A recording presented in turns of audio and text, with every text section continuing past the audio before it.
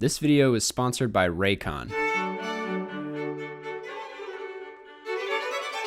Lately, I've been thinking a lot about Jim Carrey. I've gone down a rabbit hole of watching his appearances on late night television, and as someone with a guilty pleasure for watching a lot of late night television, he never disappoints. It's no secret that Jim Carrey is one of the most iconic comedians / performers of, well, all time. He's one of the few that can tell the same joke to both children and adults, and most of the time, no matter who the audience member is, it's undeniably entertaining. For jokes that often feel loud and elaborate, his approach boils down to one simple task: comfort. Carrey is a comedian that thrives on energy more than anything, and it's comfortability that creates that energy. One of the best ways to see Jim Carrey's comedy stand out is when other comedians try to replicate it.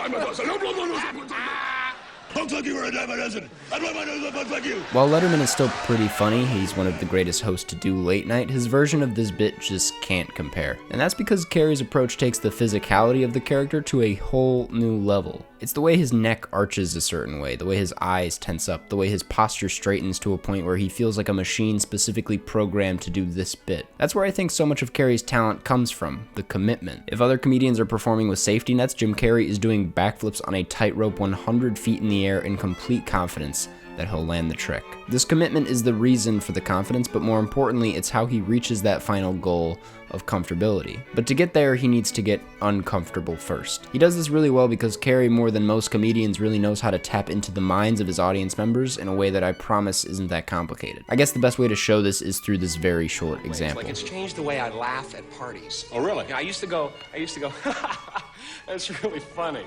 You know, now I go, oh! Oh, beautiful! Carrey is aware that while his jokes often do come with the traditional punchline and joke structure, most of the time the humor is the general goofiness or his demeanor rather than something you can write down and quote. If you look up Jim Carrey quotes, you're going to find more motivational lines than you will pieces of comedy. While his behavior is obviously hilarious, it's never just the behavior on its own that gets the laugh. It always comes with a build of sorts. Carrey is using the traditional structure of a great joke, but instead of using it to reach a final line that's been memorized and rewritten, he's using it to reach an energy. This is a great example because if any other comedian told this exact kind of joke on how wealthy people laugh, the premise would be explaining, hey, this is how wealthy people laugh, and then they'd do an exaggerated laugh, probably once, and then the bit would be over. But with Carrey, that punchline laugh isn't the end, but instead the beginning of the build I was talking about. He does it once to establish the energy, cranks it up a notch to set up for the inevitable third example, and now that the audience expects it, he drives it home in a way that's now satisfying, but also more exciting than the last two. Oh, beautiful! When you throw it all together, how could you not be entertained? Once he reaches that, you're free from concern, the same way David Letterman is in this clip, and that's when things get really fun. This happens a lot in Carrey's performances, not always in film because that medium comes with restrictions, but most of the time. It could happen in a longer joke, an award show appearance, or even in something as simple as an impression. Jack Nicholson doing a joke.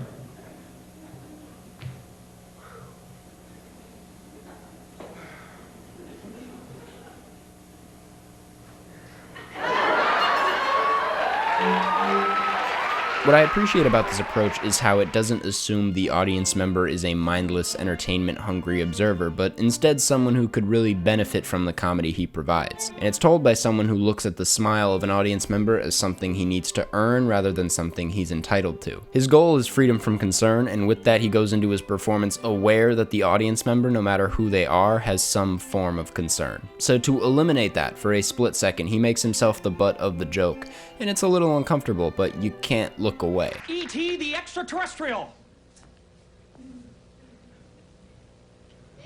As soon as he builds that character and you're there with him, you recognize the acceptability of the act, and for a brief moment, you're also free from concern. A lot of people look at Jim Carrey today as someone completely different from the young, always positive Carrey from the late 90s and early 2000s, but to me, the only thing that's really changed is a greater sense of transparency. There's two things Carrey has made pretty clear over the last 5 years. One is promoting freedom from concern, which we've already talked about a bit, and two is that nothing matters. Again, I don't think he's changed much as a performer or comedian, just look at his performance in the Sonic movie. And with that, I think that these points directly correlate to how he approaches a performance. For being the victim / subject of so many motivational videos, Carrey is not that deep. If anything, he's very straightforward with how he goes about his craft. His entrance on Colbert just a few months ago is him marching in with a New Orleans band, and while it's big and loud and you could argue obnoxious, it's wonderfully Jim Carrey in that it's very simple. It's a repetitive bit that you think would get old after 10 seconds, but instead left not a single person in the room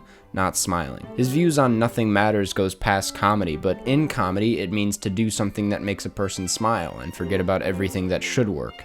It's to find comfort in the idea that in that moment, concern doesn't exist, nothing exists, not even Jim Carrey. As I mentioned earlier, most of the time the punchline to a Jim Carrey joke isn't an actual punchline, but instead an energy. Usually that works 50% of the time for most comedians, but for Jim Carrey, it never doesn't land. There's a passage from Robin, David Itzkoff's Robin Williams biography, that is definitely worth mentioning. It reads, when he, Robin, and his children saw Dumb and Dumber on a Christmas vacation in Hawaii, Robin paid a series of compliments, some sincere and some backhanded, to the actor, whom he called funny in a physical way. He chose the thing to do and he's a master of it, Robin said of Carrey. To do that just straight out when it works, it just hits you. More acerbically, he added, but when he starts being honored in France, well, no, we have to worry. Sherry Minns, a makeup artist who began working regularly with Robin on The Birdcage, said that he got completely freaked out about Jim Carrey, that he was going to take over. The closest person I have been able to compare Carrey to is Robin Williams, which is why I find this passage so interesting. I don't bring it up to highlight Williams' anxiety towards Carrey and his success, but instead as a means of showcasing what Carrey meant to the rest of the comedy world, even to those as iconic as Robin Williams. It all goes back to the fact that Jim Carrey uses energy rather than words. What everybody, both other performers and audience members, see in Carrey is something not only spontaneous, but unstoppable. Something that everyone was aware was pretty special when he was on the rise. But beneath all of that is a freedom from concern, and more importantly, a love for giving. And when you put that all together with that much in his toolbox, I think it's safe to say that there's not much Jim Carrey can't do. Now, would it work for me? I assume if the audience is under the spell of the word, anyone who says the word, it would work for them. I don't think it would. Cinnamon. I tried to tell you, man, and now you're out on a limb with nothing to go. Nowhere to go. Cinnamon.